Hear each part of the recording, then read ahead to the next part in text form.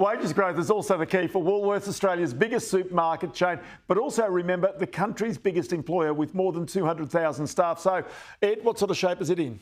Look, pretty good on an underlying basis, but net profit at Woolies, it did dive during the half. That was due to the demerger with its drinks and pubs business Endeavour. The Aussie supermarkets business lifted its earnings about 18%. Fresh food price inflation, it spiked 7.7% in the December quarter.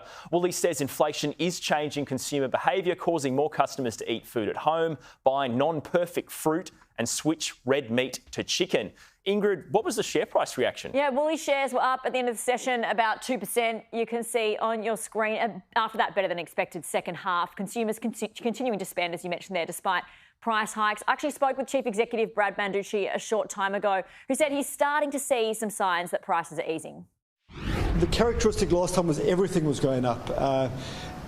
We are starting to see some things go down, which is terrific. They're not going down fast enough, but we are at least starting to see a more balanced message. A couple of the categories that have changed. Vegetables are so important to young families. I just can't underemphasise the critical importance of vegetables. There had been a material inflation as we went through winter, the very inclement weather, you'll remember, poor growing conditions. That's come down into deflation. There's some great value in vegetables right now. I'd just like to call that one out, so that's good. Red meat prices aren't growing, but they're still very high.